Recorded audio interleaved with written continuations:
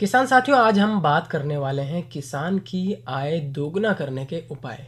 क्योंकि केंद्र सरकार की योजना है और हमारे जो प्रधानमंत्री हैं उनका भी सपना था किसानों की आय दोगुना की जाए और इसके लिए तमाम प्रयास भी किए जा रहे हैं। तो इस महत्वपूर्ण विषय पर बातचीत करने के लिए आज हमारे साथ स्टूडियो में मौजूद हैं मिस मानसी नौटियाल। आप असिस्टेंट प्रोफेसर हैं सस्य विज्ञान विभाग में, तो बहुत बहुत स्वागत है मानसी जी आपका हमारे स्टूडियो में। आपका बहुत बहुत धन्यवाद। मानसी जी, किसान की आय दोगुना करने की बात कही जा रही थी और हमारे माननीय प्रधानमंत्री जी का भी ये सपना था। केंद्र सरकार की तमाम योजनाएं चलाई जा रही हैं ताकि किसान की आय को बढ़ाया जा सके, दोगुना किया जा सके। तो कौन कौन से प्रयास किए गए ताकि किसानों की आय को बढ़ाया जा सके?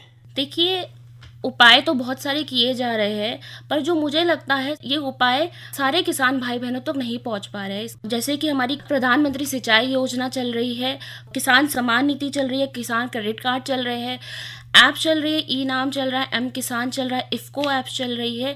ये सारी हमारी प्रधानमंत्री की योजनाएं चल रही है, पर मुझे लगता है किसानों तक नहीं पहुंच पा रही है। खासकर जो हमारे पहाड़ों में किसान हैं उन तक नहीं पहुंच पा रही है। और इसका बहुत बड़ा बैरियर मुझे लगता है कि जो हमारे आईसीआर के अंदर एग्रीकल्चर यूनिवर्सिटीज़ है, इंस्टीट्यूट्स है, केवीकेज है, हम जैसे एग्रीकल्चर के छात्र हैं, हमारे प्रोफेसर्स हैं, हमारे फैकल्टीज़ है, जो बच्चे हैं बीएससी एग्रीकल्चर हॉर्टिकल्चर कर रहे हैं, वो कहीं ना कहीं अपनी बात किसानों तक नहीं पहुंचा पा रहे हैं और किसान भी उन तक नहीं पहुंच पा रहे हैं और वो छात्र भी किसानों तक नहीं पहुंच पा रहे। इसका मुझे ये बहुत बड़ा ड्रॉबैक लगता है। जी, तो आपने कहा कि जो ये योजनाएं हैं, जो ये तकनीक्स हैं, ये किसानों तक नहीं पहुंच पा रहे हैं। क्या कारण इसके पीछे हो सकते हैं और क्या कुछ प्रयास इसके लिए किए जाने चाहिए? जी, देखिए, पहले तो हमारे जैसे प्रधानमंत्री जी ने कई बार कॉन्ट्रैक्ट फार्मिंग, किसान सम्मान निधि, मंडी सुधार, किसान क्रेडिट कार्ड, इन सब के बारे में बात करी है। अब देखिए, मैं कॉन्ट्रैक्ट फार्मिंग का आपको थोड़ा सा बताऊं कि इसमें क्या करता है, किसान अपनी ज़मीन लीज पे दे देता है। तो इसमें क्या है, किसान, देखिए, किसान के पास एक ज़मीन ही उसकी पूंजी होती है। बिल्कुल। अब वो अपनी किसान लीज पे देने से डरता है, कोई भी चीज़ अपनी देने से डरता है कि कहीं मैंने बड़े व्यापारी को अपनी ज़मीन दे दी तो वो कहीं मेरे हाथों से ना निकल जाए। इसके लिए देखिए, मुझे ऐसा लगता है कि हमारे गवर्नमेंट को, केंद्र सरकार को एक strict government land leasing rule लाना चाहिए, लॉ लाना चाहिए, जिससे कि हमारा किसान निश्चित हो जाए कि अगर मैं लीज पे दूंगा तो मेरी जो लैंड है, मेरी जो ज़मीन है, उसको कोई नुकसान नहीं होगा, वो मेरे हाथों से नहीं जाएगी। और ये फ़ायदेमंद भी है। क्या है, इसमें जो इंडस्ट्री होती है, जो भी फैक्ट्रीज होती है, वो सारा लगा, जो भी इनिशियल कॉस्ट होती है, जितने भी उसमें पैसा लगता है, वो सारा किसान को लगा के देता है। बस किसान को काम करना है और उसको भरपूर पैसा मिलता है। ये ज़्यादा अच्छा है कि मंडी में जाके कम दामों में बेचने से अच्छा है कि आप ये चीज़ें करें। इसके अलावा जैसे किसान सम्मान नीति है, इसमें हमारी जो सरकार है 6,000 रुपये पर साल किसानों को देती है। अब बहुत सारे किसान भाई बहनों को ये नहीं पता है कि इसमें अप्लाई कैसे करें, कौन सी वेबसाइट पे जाए, कैसे अप्लाई करें, कब इसका अप्लाई करने का डेट होता है। तो इसीलिए कह रही हूँ, जो भी हमारे छात्र हैं एग्रीकल्चर के, मैं खुद बीएससी एग्रीकल्चर की छात्र रही हूँ और मुझे पता है आखिरी 8वें सेमेस्टर में क्या होता है, इनका रावे का वर्क होता है। तो मेरा अपील है कि आप लोग सिर्फ किसानों के पास जाके उनका कितने फैमिली मेम्बर्स है, कितनी ज़मीन है, बस ये लिख के रावे में काम ना करें। आप उन्हें बताइए, आप उन्हें वेबसाइट चलाना सिखाइए कि आपको ये करना है। हो सके तो उनकी मदद करिए, उन्हें मार्गदर्शन कीजिए कि ये चीज़ें होती है। ये हम ही लोग करेंगे तभी जाके किसानों तक पहुंचेगी ये चीज़ें। जी बिल्कुल।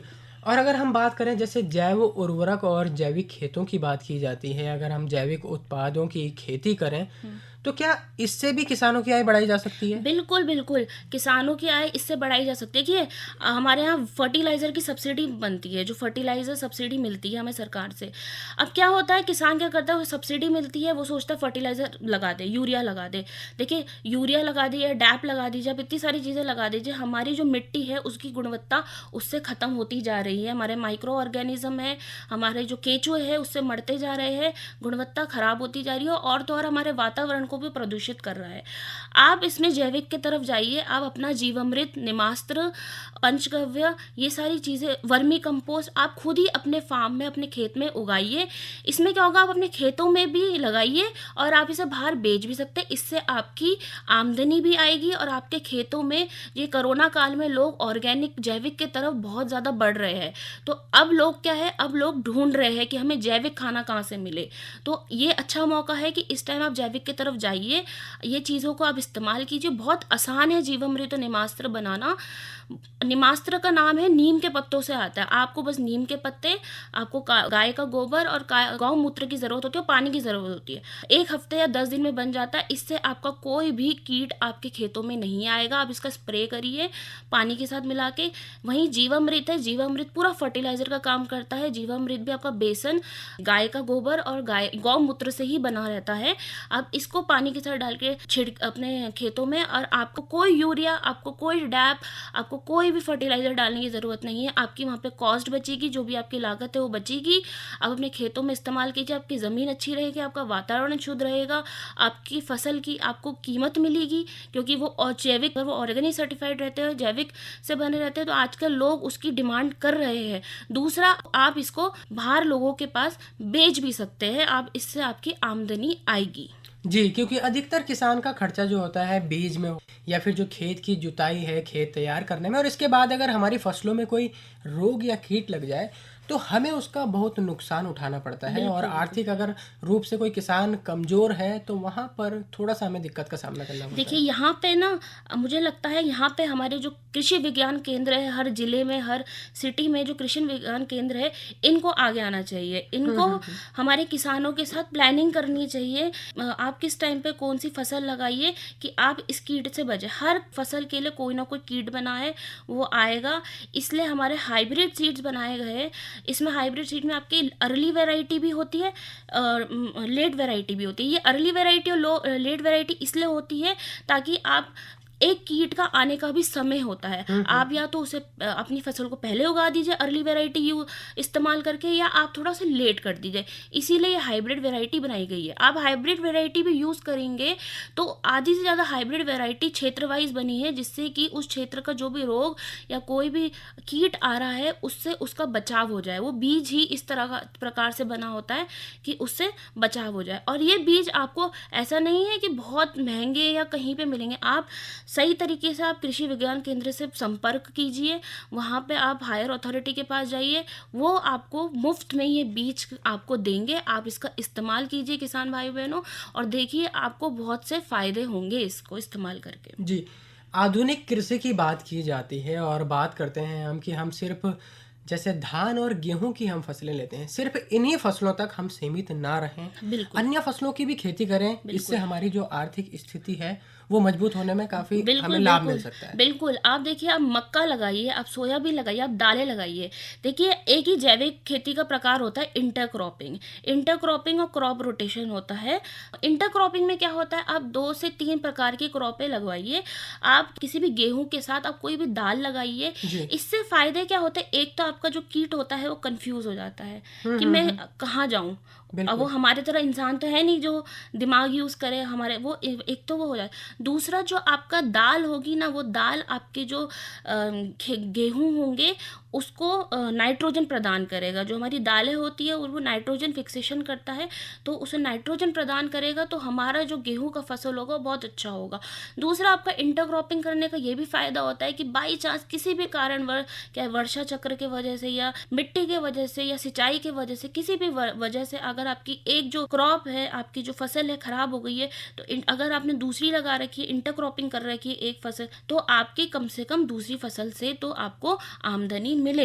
आप पूरी तरीके से एक ही फसल पे निर्भर ना रहे, ये मेरा मानना है। जी, इसके अलावा जो हमारी प्रधानमंत्री फसल बीमा योजना है, जी, जी। इसका लाभ लेके भी हम जो फसलों से हमारा भविष्य में होने वाला नुकसान है उससे हम बच सकते हैं, तो कहीं ना कहीं ये भी हमारे लिए लाभदायक हो सकता है। बिल्कुल, जो हमारी प्रधानमंत्री फसल बीमा योजना है, वो इसीलिए है कि कोई भी किसान भाई बहन, क्रॉप है जो आपकी फसल है, किसी भी कारणवश नहीं हो पा रही है और जो उसने उन्होंने पैसा लगाया है वो ना डूबे, हुए, इसके लिए हमारी जो प्रधानमंत्री फसल बीमा योजना है काम करती है। आप इसमें जाइए, फॉर्म भरिए, आपको क्या नुकसान हुआ है, आपको उसे भरपूर आपको उसका पैसा मिलेगा। इससे आपका ऐसा है जो भी आपका पैसा लगा होगा वो आपको वापस मिल जाए। जी, और अगर अच्छा उत्पादन मिस मानसी हमें लेना है तो इसके लिए कहीं न कहीं हमें आधुनिकता की ओर कदम रखना पड़ेगा, आधुनिक खेती की तरफ हमें बढ़ना पड़ेगा। बिल्कुल, तकनीक एक ऐसी चीज़ है जो आज दिन पर दिन बढ़ती जा रही है और हमारे किसान भाई-बहनों को भी ये तकनीक के तरफ जाना चाहिए। मैं कुछ उदाहरण देना चाहूँगी इसमें, जैसे कि आप लगाइए vertical farming, multi store farming. क्या है, हमारे पास जगह कम होती जा रही है, लोग खाने वाले ज़्यादा जी, होते जी, जा जी। रहे हैं। ऐसे में क्या किया जाए? मैं एक उदाहरण दूँगी इज़राइल का। अभी मैं कुछ दिन पहले एक देख रही थी, तो इज़राइल में 2020-21 में दिया गया है कि 1 एकड़ की ज़मीन पे उन्होंने 22 एकड़ के बराबर हल्दी ग्रो करी है वर्टिकल फार्मिंग से। वर्टिकल फार्मिंग होता है कि आपके हाइट के तरफ, आपकी ऊंचाई के तरफ फसल को लगाना। आप लगाइए कितने फ़ायदेमंद है, कम जगह पे ज़्यादा उत्पादन होना। ऐसी हमारी मल्टी स्टोर फार्मिंग होती है। मल्टी स्टोर फार्मिंग में भी अलग अलग हाइट के, अलग अलग लंबाई की क्रॉप्स को लगाया जाता है। जैसे कि आपका तुरई हो गया, आपके करेला हो गया, इनकी बेल चढ़ती है, तो आपकी ज़मीन पे जो क्रॉप लगी है, इनके सहारे आपकी ये बेल चढ़ेंगी तो एक ही जगह पे हमें ज़्यादा उत्पादन मिलता है। आप मशरूम कल्टीवेशन की तरफ जाइए। आप मशरूम कल्टीवेशन कम लागत में ज़्यादा मुनाफा देने वाली चीज़ है। आप ओयस्टर मशरूम, ढिंगरी मशरूम करिए, आप बटन मशरूम करिए, इसका मार्केट बहुत अच्छा है। आप ये सब चीज़ें करिए, आधुनिक चीज़ों की तरफ जाइए और बहुत सारी चीज़ें और तकनीक के हिसाब से आ रही है। आप सिंचाई के लिए वाटर हार्वेस्टिंग का यूज़ करिए। हमारे पास एक योजना है, प्रधानमंत्री सिंचाई योजना।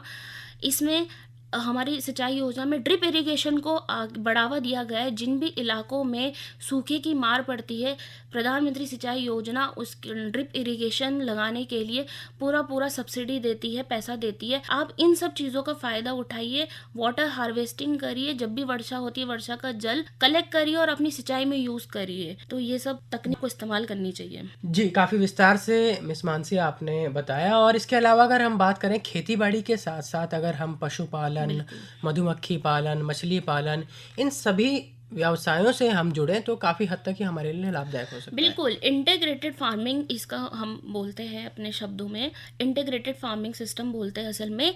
इसमें क्या होता है कि सिर्फ हमारा जो किसान भाई-बहन है सिर्फ और सिर्फ फसल पे निर्भर नहीं रहता। वो दूध, जो डेयरी फार्मिंग जी, है, जी, दूध जी। पे, आपका मुर्गी पालन हो गया, इन पे निर्भर रहता है। और तो और इन्हें करने के क्या फ़ायदे होते हैं, जो इनका वेस्ट होता है उनका कम खाद बना के अपनी फसलों को दे सकते हैं या आप बाहर बेच सकते हैं। और कभी किसान खाली नहीं रहता, कभी किसान को ये नहीं रहता मेरी फसल नहीं हुई है या मेरी फसल वर्षा के कारण नहीं हो पा रही है या मुझे अभी यहाँ से पैसा नहीं मिला है, मैं नहीं कर पा रहा हूँ। कम से कम वो और चीज़ें कर रहा है, जैसे कि दूध पालन कर रहा है, मधुमक्खी पालन कर रहा है। और मधुमक्खी पालन में कोई बहुत ज़्यादा चीज़ें करने की ज़रूरत नहीं है, सिर्फ बॉक्सेस लगाने हैं और वो हर 2 से 3 महीने में हमें शुद्ध ऑर्गेनिक बिल्कुल। शहद मिलता है, जिसकी आजकल डिमांड है। आप कोरोना काल में देखिए कितना लोगों ने घर में जाके काढ़ा पिया है, उसमें शहद डाला है और ऑर्गेनिक शहद मिला है। आप देखेंगे शहद आजकल, आप थोड़ी देर उसे रखिए फ्रिज में, आपके नीचे उसकी चीनी जम जाती है। आजकल डिमांड है